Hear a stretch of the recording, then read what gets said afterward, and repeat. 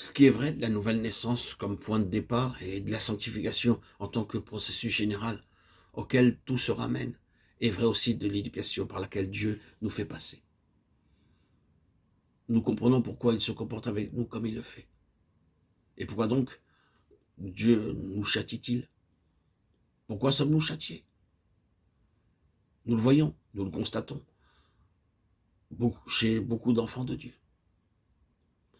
Nous sommes quelquefois portés à nous représenter Dieu comme un maître sévère, toujours prêt à fondre sur nous la moindre incartade pour nous infliger, séance tenante, la peine que nous méritons. Prenons garde de ne pas tomber dans ce piège. Le châtiment dans Hébreux 12, par exemple, n'est pas une punition ayant sa fin en soi. C'est un instrument de pédagogie et de formation. Le mot châtier, châtiment à l'origine, et spécialement dans les Saintes Écritures, n'a pas le sens d'une sanction, d'un acte de justice.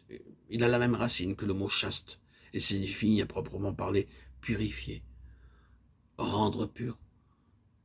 Il est vrai qu'en général, il est associé à la souffrance, sous une forme ou sous une autre. Les châtiments reçus dans notre enfance nous paraissaient cruels et bien dénués de tendresse.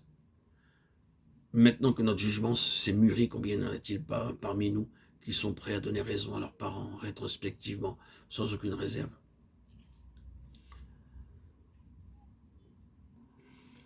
Que serions-nous devenus sans cette sévérité?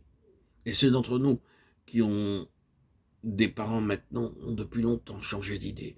N'est-il pas vrai en ce qui concerne les expériences désagréables de notre enfance?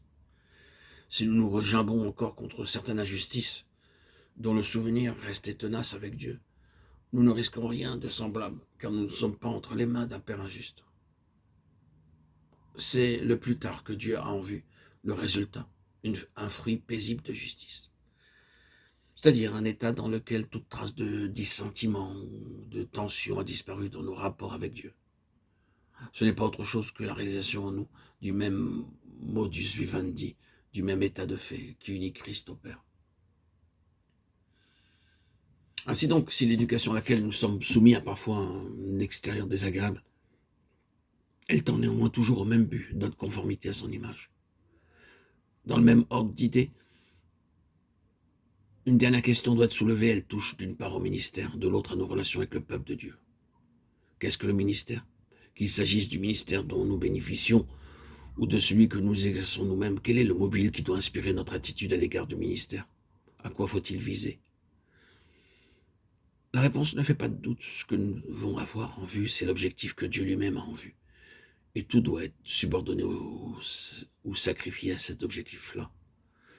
Or, l'objectif de Dieu, c'est notre conformité à son Fils. Jusqu'à quel point le ministère auquel nous nous intéressons est-il calculé avec tout ce qui s'y rattache pour atteindre ce résultat? Voilà la pire de touche. S'il nous importe vraiment de connaître la pensée de Dieu, c'est ce critère-là qui détermine la valeur de tous les autres facteurs. Méthode, éléments extérieurs, forme du culte, présence personnelle, tout doit passer à l'examen des vrais mobiles et sortir victorieusement de cette épreuve. Le Saint-Esprit seul peut amener à Christ et conformer à Christ. C'est pour cela qu'un ministère n'a de valeur que s'il s'exerce par le Saint-Esprit.